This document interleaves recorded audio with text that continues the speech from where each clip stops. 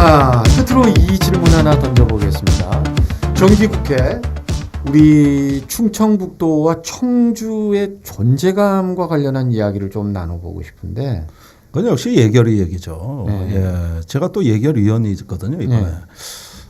그런데 이때쯤 되면 정기국회는 유혈이 낭자하는 치열한 어떤 전투가 벌어지는데 자기 지역으로 얼마나 예산을 많이 따가느냐 이 문제고, 이걸 둘러싸고 그야말로 막후 흥정과 거래, 쪽지. 아마 국민들이 하신다면 경악할 수준으로 벌어집니다. 예컨대 여당이 어려운 법안 몇 개 해결해주고 뒤로 자기 지역 예산 원내대표가 야당에 앉아가지고 몇백억씩 몇천억씩 몰아서 간다든가 이런 식의 어떤 마크 흥정과 거래라는 어떤 복잡한 상황이 결국은 마지막에 예산 결산 특위, 거기에 저 개수조정소위라고 그 쪽지가 막 난무하는 네. 그 쪽지는 사실은 뒤늦게 막차 타는 예산이에요. 정부 예산에 못 해오니까 의원들이 쪽지라도 넣어가지고 막 우겨 넣는 이런 예산들입니다. 이렇게 해서 지역구 의원들의 마지막 민원이 해결되는데 대략 그 규모가 연간 한 5천억 원 정도 됩니다. 그러니까 웃기는 게 이 5천억 원 나눠 먹는 경쟁인데 정부 사업에 연간 1조 원, 2조 원, 심지어 5조 원까지 들어가는 사업 숱하게 많아요. 근데 국고보조금이나 교보금을 5천억씩 해주면 모든 흥정이 다 된다고. 네. 그만큼 국회의원들 줄 세우는데 우리나라처럼 행정부가 편리한 데가 없습니다. 그러니까 이런 가운데서 모든 지역의 언론들이 이번 예결위에 우리 지역에 뭐 유치하고 뭐 다리 놓고 철도 깔고 이런 네. 기사 쓸 준비가 다 돼 있고 예. 딱 정기국회 끝나면은 정당들이 플랜카드 아주 그냥 물결이 거리에 넘쳐납니다. 예. 뭐 따왔습니다. 예. 얼마 따왔습니다. 이런 것들이 넘쳐나는 거거든요. 이게 예. 이제 우리가 여태까지 일반적으로 봐왔던 건데 저는 이 구조는 잘못됐다고 봅니다. 그래서 그 5천억 가지고 요리 나누고 조리 나누고 어떤 좀 목소리 큰 의원들한테 몇 푼 더 보태주고 이걸 정치라고 하는 건데, 이번에 예결위 앞두고 제가 충북도에서 국비 지원이 필요한 예산 사업을 받았어요. 네. 총 49건입니다.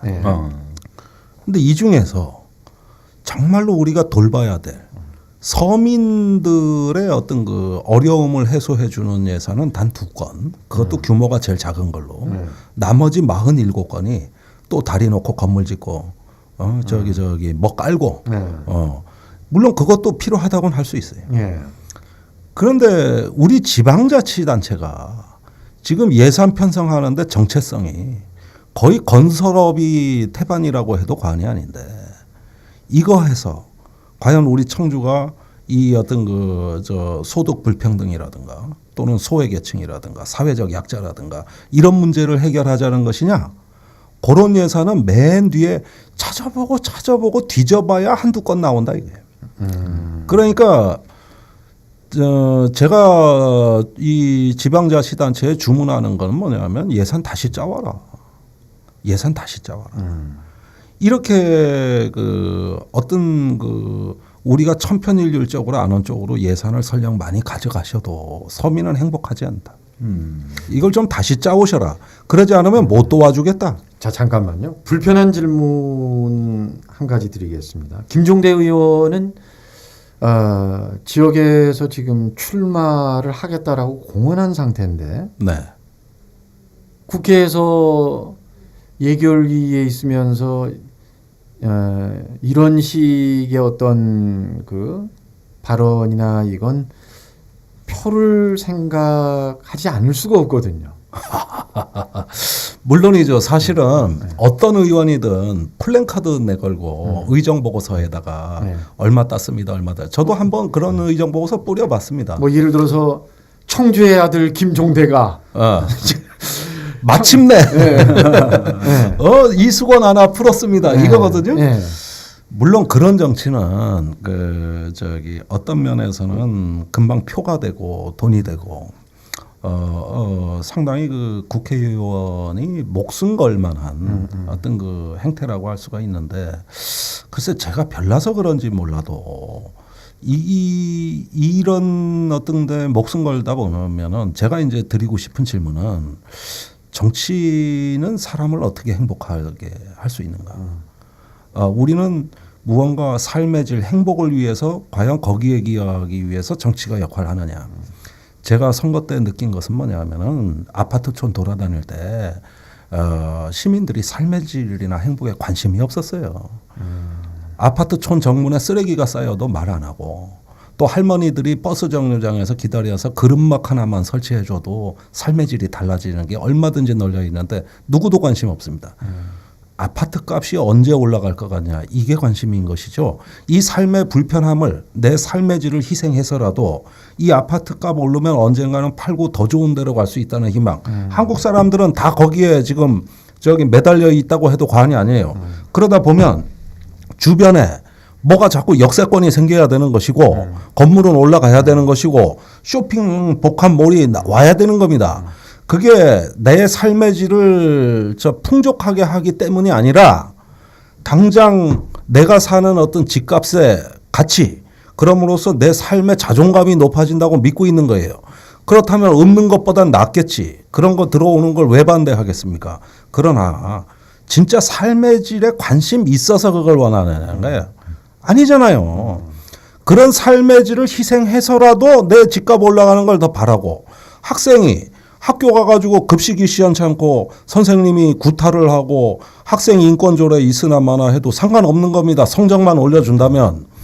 그러니까 이런 식으로 삶의 어떤 그 지표와 모양, 목적 지향을 갖다가 설정해 놓고 지방자치단체가 그 물질적 욕망을 자극하는 이런 쪽으로 모든 성장 계획이나 그 예산 계획을 짜놓으면 어떻게 되느냐. 미안하지만은 이상하게 공허한 겁니다.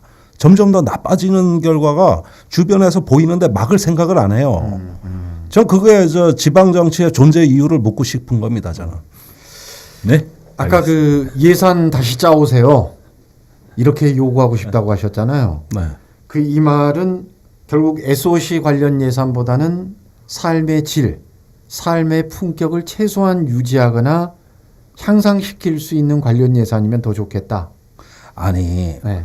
한 사회의 품격은 그 사회의 가장 취약한 약자들을 어떻게 대우하는가가 그 사회의 품격이라고 저는 믿습니다. 우리가 널판지로 이렇게 둘러싸인 물통을 봤을 때 그 물이 널판지의 길이가 가장 짧은 만큼만 채워집니다. 나머지는 다 흘러 넘치는 거예요. 네. 그 물의 높이는 가장 널판지 길이가 짧은 거에 맞춰진 겁니다. 네. 한 사회의 품격이라는 것은 그 사회의 길이가 가장 짧은 사회적 약자가 어느 정도의 행복을 누리는가가 그 물의 높이고 그 사회의 품격이란 말이에요. 그런데 청주는 보면 널판지 긴 게 무지 많어. 마구마구 올려. 그런데 저쪽에 널판지 길이가 짧으면 글로 물이 다 새게 돼 있고 이게 우리 행복의 누수란 말입니다. 저거 막으라는 거예요. 그러니까 이런 점에서 살펴볼 수 있는 그런 어떤 지역 정치의 정체성과 어떤 그 여력 또 그런 것들을 살필 수 있는 구조가 이 예산에서는 안 보인다는 겁니다. 영혼이 없는 예산서 아니냐 이거예요. 네. 김종대 의원 얘기를 듣다가 국회의원과 얘기를 하고 있지 이 생각만 했는데 조금 전에 가장 짧은 널판지 얘기를 들으니 아 맞아 이 사람이 정의당 국회의원이었지.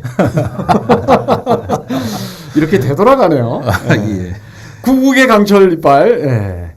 김종대 국회 브리핑 여기서 마치도록 하겠습니다. 김종대 의원 수고하셨고요. 그리고 김남균 기자도 고생 많으셨습니다. 오늘 별로 고생을 안 한 것 같아요. 수고들 하셨습니다. 감사합니다. 네. 네.